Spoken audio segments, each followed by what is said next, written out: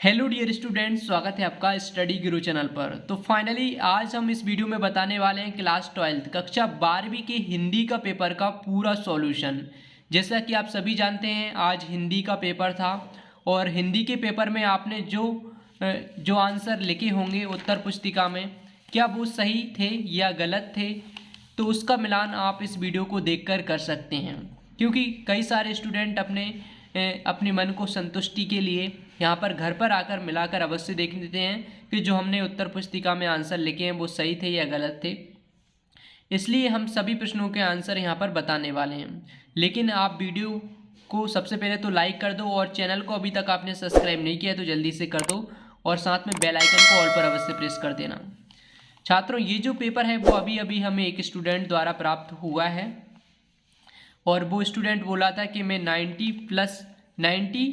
90% यानी कि 90+ अंक का करके आया हूँ, यानी कि 90 नंबर से अधिक का करके आया हूँ और हमें उम्मीद है कि आपका पेपर भी अच्छा गया होगा।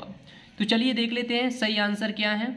सबसे पहले आपको देखने को मिलेंगे सही विकल्प। तो सही विकल्प में यहाँ पर पहला प्रश्न है, ना व सौंद लगेर मास्टर कौन सा विषय पढ़ाते थे। तो यहाँ पर गुजराती, उड़िया, मराठी, बंगाल। तो छात्रों इसका सही आंसर होगा मराठी। अगर आपने मराठी किया है तो आपका सही आंसर यानी कि 1 नंबर यहाँ पर आपका पक्का हो जाता है। इसके बाद में अब हम देख लेते हैं अगला प्रश्न। तो अगला जो प्रश्न है वो है, मुझे भी किताब चाहिए वाक्य में निपात शब्द है। तो मुझे भी किताब चाहिए, इस वाक्य में निपात शब्द कौन सा है। निपात यानी कि जो यहाँ पर जोर दे रहा हो, मुझे भी।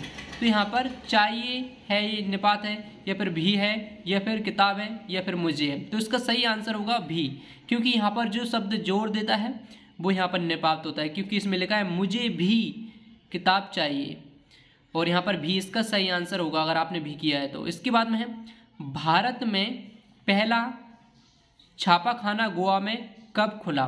तो भारत में जो पहला छापाखाना है वो कब खोला गया था। तो उसको लेकर यहाँ पर 4 ऑप्शन देखने को मिलेंगे, 1500, 1556, 1760, 1880 और 1560। तो इसका जो सही आंसर होगा दोस्तों वो है 1556। अगर आपने 1556 किया है तो यहाँ पर भी आपका 1 नंबर कंप्लीट हो जाता है, पक्का हो जाता है। इसके बाद में देख लेते हैं हम अगला प्रश्न, वो है चौथा, सगुण भक्ति धारा को कितने भागों में बांटा गया है। तो यहाँ पर आपको 4 ऑप्शन दिए गए हैं, 4 भागों में, 6 भागों में, 2 भागों में या फिर 3 भागों में। तो सगुण भक्ति धारा को 2 भागों में बांटा गया है। और इसके बाद में देख लेते हैं हम 5वां प्रश्न, जहाँ अर्थ से काव्य की शोभा बढ़ती है वहाँ अलंकार होता है। तो जहाँ अर्थ से काव्य की शोभा बढ़ती है वहाँ पर कौन सा अलंकार होता है। संदेह अलंकार, अर्थ अलंकार, या शब्द अलंकार, या उभय अलंकार। तो छात्रों इसका जो आंसर है, इसका आंसर अभी हमें मिला नहीं था, तो इसका आंसर आपके हिसाब से कौन सा सही है, और हम आपको इसका आंसर वेबसाइट पर अपलोड कर देंगे। तो वेबसाइट से आप चेक कर सकते हैं, क्योंकि वेबसाइट पर सभी के आंसर यहाँ पर सही सही अपलोड हैं। और इसके बाद में चूरन बेचने का काम कौन करता था। तो चूरन बेचने का काम कौन करता था। यहाँ पर पहला ऑप्शन है भगत जी, मदन जी, मोहन जी, जैनेन्द्र जी। तो यहाँ पर इसका सही आंसर है वो है भगत जी। तो अगर आपने भगत जी किया है तो यहाँ पर आपका 1 नंबर और पक्का हो जाता है।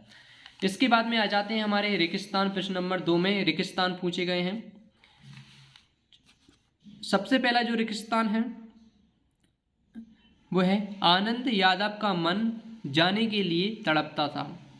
तो कहाँ जाने के लिए तड़पता था, पाठशाला, खेत, मंदिर। तो इसका सही आंसर होगा छात्रों वो है पाठशाला। आनंद यादव का मन पाठशाला जाने के लिए तड़पता था। इसके बाद में है, हिंदी में नेट पत्रकारिता की शुरुआत के साथ हुई।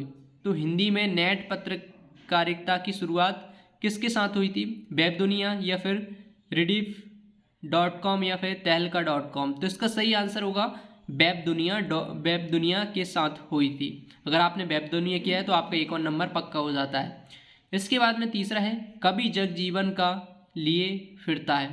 कभी जग जीवन का क्या लिए फिरता है, भार, प्यार, उद्गार। तो इसका सही आंसर होगा भार। कभी जगजीवन का भार लिए फिरता है। और इसके बाद में हमारा अगला प्रश्न वो है चौथा वाला, जहाँ उपमेय को उपमान से श्रेष्ठ बताया जाए वहाँ अलंकार होता है। वह कौन सा अलंकार होता है? तो यहाँ पर संदेह या फिर भ्रांतिमान या फिर व्यतिरेक अलंकार। तो इसका जो सही आंसर है वो है व्यतिरेक अलंकार होता है। और अगर आपने ये किया है तो यहाँ पर आपका 1 नंबर और कंप्लीट पक्का हो जाता है। इसके बाद में मुक्तिबोध उपन्यास के रचनाकार हैं। तो मुक्तिबोध उपन्यास के रचनाकार कौन है? मुक्तिबोध या जैनेन्द्र कुमार या प्रेमचंद। तो इसका सही आंसर होगा जैनेन्द्र कुमार हैं। मुक्तिबोध उपन्यास के रचनाकार जैनेन्द्र कुमार हैं। इसके बाद में है हमारा अगला प्रश्न 5वां। रचना के आधार पर वाक्यों को मुख्यतः भागों में बांटा गया है। तो रचना के आधार पर वाक्यों को कितने भागों में बांटा है? 8, 5, 3। तो यहाँ पर 3 भागों में बांटा गया है रचना के आधार पर। और इसके बाद में देख लेते हैं हम सत्य और असत्य। प्रश्न क्रमांक 3 में सत्य और असत्य लिखे गए हैं, पूछे गए हैं। तो इनके सत्य और असत्य। इसके बाद में चौथे में सही जोड़ियाँ पूछी गई हैं। और इसके बाद में देख लेते हैं हम 5वां प्रश्न में एक शब्द और एक वाक्य में उत्तर पूछे गए हैं। तो ये जो तीनों प्रश्नों के आंसर हैं वो आपको वेबसाइट पर हमने लिख कर रखे हैं, क्योंकि यहाँ पर अगर आपको एक एक प्रश्न के उत्तर बताएंगे तो वीडियो जो है काफ़ी ज़्यादा बड़ी हो जाएगी। इसलिए हमने वेबसाइट पर यानी कि studyguru.com वेबसाइट पर सभी के आंसर लिख कर रखे हैं, तो वहाँ से आप चेक कर लीजिएगा। इसके बाद में हम थोड़ा सा इस पेपर का एनालिसिस कर लेते हैं कि यहाँ पर इसमें कौन कौन से प्रश्न पूछे गए हैं। और सबसे पहले तो आप कमेंट में कमेंट करके बताइएगा कि आप हिंदी का जो पेपर है वो कितने नंबर का करके आए हैं, सही कितने नंबर का करके आए हैं और आपका पेपर कैसा गया। सबसे पहले तो ये कमेंट करके अवश्य बता दीजिएगा। और यहाँ पर अब हम देख लेते हैं ये जो पेपर है वो कैसा आया है। निम्नलिखित वाक्यों को शुद्ध कीजिए। राम ने अयोध्या आ जाना। ललिता एक फूलों की माला बाजार से लाई। इन वाक्यों को जो शुद्ध करना है तो इसके बाद में है निर्देशानुसार वाक्य परिवर्तन कीजिए। तो यहाँ पर बालक रो रो कर चुप हो गया, संयुक्त वाक्य में बदलना है इसको।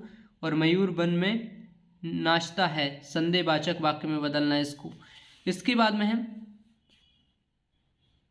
ये जो प्रश्न है इसको यहाँ पर ग्रामर वाले क्वेश्चन देख लेते हैं। ग्रामर से कौन कौन से प्रश्न आए हैं।